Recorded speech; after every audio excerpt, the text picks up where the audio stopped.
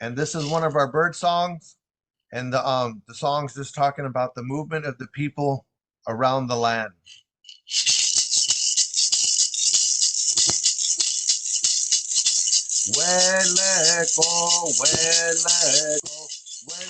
Well, yeah, I mean, there's fracking that could happen. So extraction of these minerals, lithium, and there's naturally lithium occurs, and we have it up here where I'm at. It's in our mineral spring water, and a little bit in quantity is okay to drink, to taste it, but in large amounts, it could be harmful to you. And it's just kind of a relaxing part. That's one part that I know about it. But in this industry where for for batteries, for as a box or a fuel cell, you know, there's a lot of money can be made. A lot of money. People I've heard want to call this area around the Salton Sea Lithium Valley, and that just sounds so freaking crazy to me. You know, this is my home, and I regard the Salton Sea area as a sacred place. I hold it up close to my heart, and my family does, my community does, and so to have drilling in and around the sea, extracting brine, extracting salt, extracting lithium in the fashion that they want to do is harmful. And the native people haven't even been contacted about this. You know, this is part of our history. We have not been asked how we feel about it. So but yet, because this is the potential is so strong right here in the Salton Sea at the east end of the Imperial Valley right there, that's, you know, all the mining done around the world. If they just focused right there at the Salton Sea, this would cover all the mining for around the entire world. That means the government, United States government, is invested in drilling here. The governor of California is invested. The governor of California has been giving out grants of money to developers to drill at the Salton Sea, opening up permits, but for drilling. But yet the native people have not been notified, and they've known about the lithium here for years and years. So this lithium mining, this extraction, and I know there's some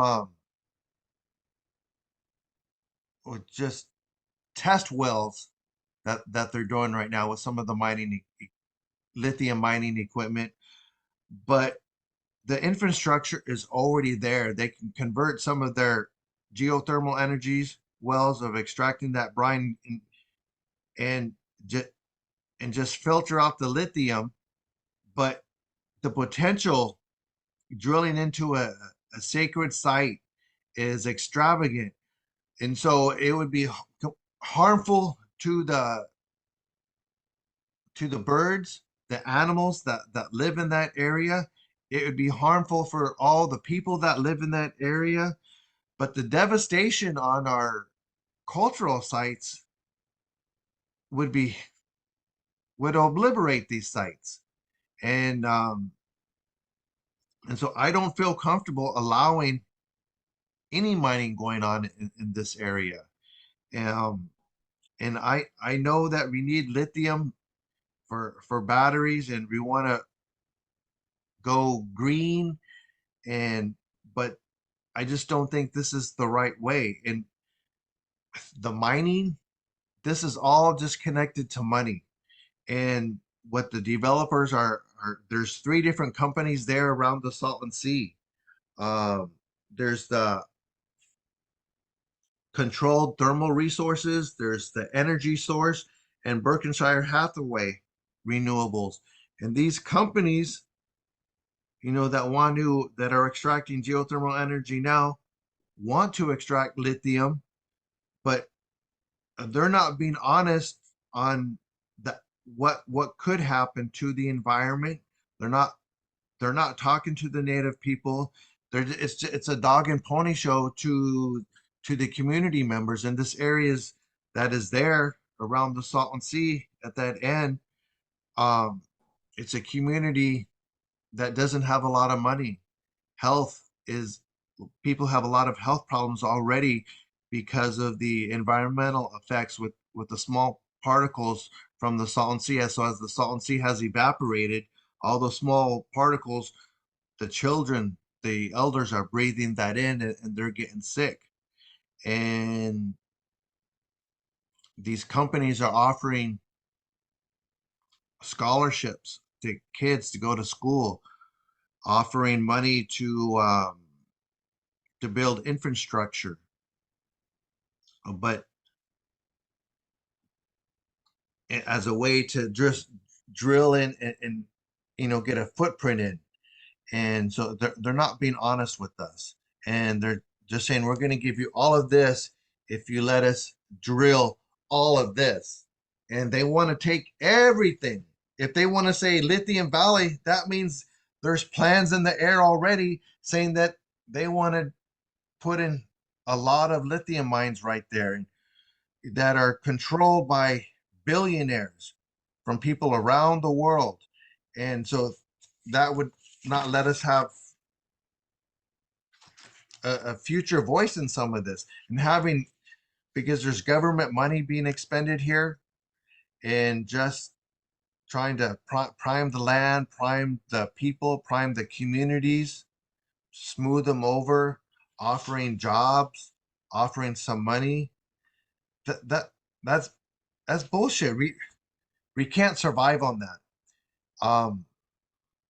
And I am completely opposed to it. My aunt, Carmen Lucas, she lives in the Laguna Mountains on the Laguna Reservation, and her family has always come to the Salton Sea to pay respects, to gather the clay, to gather obsidian.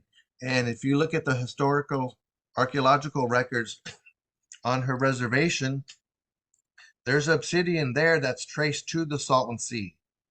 And so there was a direct trade route. And that's a couple hours away from here, but yet she they came all the way over. And so this cultural extension, I feel, is really strong. And because of this, the cultural value that we place on the cultural site of the Salton Sea, the mud pots, the volcanoes, the San Andreas fault line, the San Jacinto fault line, the clay that's there, all the minerals. It's all medicine for us, and it's part of our traditional cultural properties. And if we allow them to come in and start drilling even more, I think we could have a big environmental hazard here.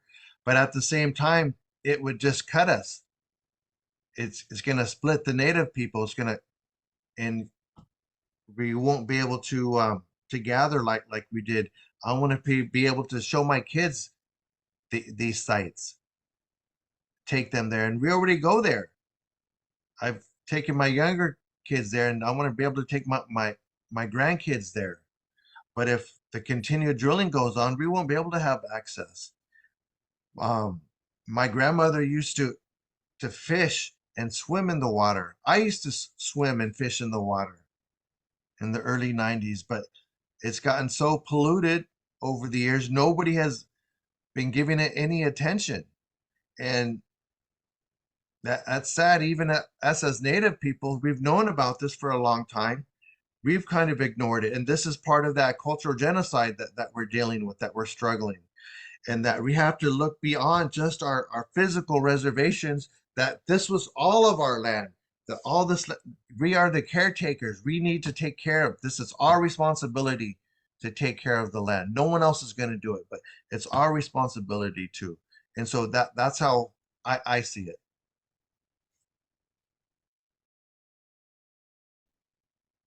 So we're talking about the Bioneers Rights of Nature gathering at the Agua Caliente Resort in Rancho Mirage on our reservation a couple weeks ago, and Cara Romero, she works with the Bioneers, and she was organizing this event. And what this was, I mean, I was just blown away. And even though as Native people, we've always understood this, the mountains, you know, there's some of the mountains are teachers. The ocean are teachers. We go there to go pray. We pray to them. We acknowledge them. We thank them for all the things that they give us. And so we want to give back to them. We pray for their health, for their strength, but and for their continued survival, that they'll always be there. Um, but what this conference was about was just really phenomenal. And so, like it in a paper world, which we have a paper world, we live in a paper world, and in a court in the court system, you you need to show ownership of your house if you live there, or if you have all of this land, you need to have a piece of paper that says, yes, I own this land. But then at the same time, let's just say on this piece of property next to me, I, there's this mine, and they're digging for gold. Um, Somebody's digging for gold, and I want to stop it. I want to stop that gold mining, because that mine right there, that land it's a value. It's valuable. It has a gift. It was given to the native people to help them, and there's plants there. There's a creek on it. But so if we went to court on behalf of the water or the mine there, and the land, we say it's hurting the mine, it's hurting the land, but there's nothing, the mine can't say, or the land can't say itself, oh, I'm being hurt. So in this other sense, if we give the land rights, so like we say that this piece of land over here, ha we recognize this land as being a valuable part of our culture. It has trees, it has plants, it has medicine on it, and there's water flowing through it. And we acknowledge this piece of land as a sacred property. And this this land body, along with this water body, have rights to exist themselves without impact from humans, because there's a reciprocal relationship. The land heals us, and but then we give back and heal the land. So there's a give and take. But if we don't, so on the piece of paper in the court system could see that, okay, well, if we're extracting from the land, then the land won't be able to take care of us. And so the court would say, oh, that's right. This land, it's here to care for us, to nurture us, to protect us, to heal us, to provide medicines, provide a path for the water to flow. But if we're violating and intruding on that land, it will not be able to do it. So what this idea is that I was thinking was, if we can come together as tribes, and even as groups of people, and it could be a nonprofit, but as if we can come together and say, give the Salton Sea a right, that the Salton Sea has a right to exist, and that since time immemorial, that sea, that this area has been inundated with water, and water has always come and gone for millennia. And sometimes that water would stay and then it would go away. But we know that at the center of that water body is the heartbeat of the Cahuilla people. You have all that energy taking place. You have those fault lines right there, and it's coming up to the surface. And you have the spring. You have there's springs right there. There's fresh water. You have the Salton Sea. You have the mud pots, and it's alive and it's breathing. But if we state all of this in a piece of paper, establishing rights to it, and so if we were to violate any of those rights, that this might hold up in court. It might give it some teeth. And so I think that's what we need to start doing with some of our sites that we're dealing with. So I've talked with some people with the Native American Land Conservancy that I work with. And so I'm working on a resolution right now that gives the Salton Sea rights. And it's not that we give the Salton Sea rights as people. When Creator made this world for us to live in, to take care of ourselves, and at the same time for that world to take care of itself. And so I mean everything is connected, that I think the balance would be there'd be a lot more checks. And so yeah, so we're working on this resolution right now to have on a piece of paper that we recognize the rights of this body of water and all the land around it and the energy that's there, that we recognize it have as having its own right to live and to exist without human impact that would violate it, so it could not help us anymore. And so I think it's a great idea. And I know there's um the Nez Perce people up north, that's what they've done with the Snake River. Well, there's multiple groups that have done it around the country. Different tribal groups have done it to different water bodies and mountains. And so, but I see this something coming about, and I've talked with one of my elders, Matt Lavis, about this, is establishing rights around this confluence of energy, and he's for it. So it's, yeah, we're moving forward. That's what we're doing.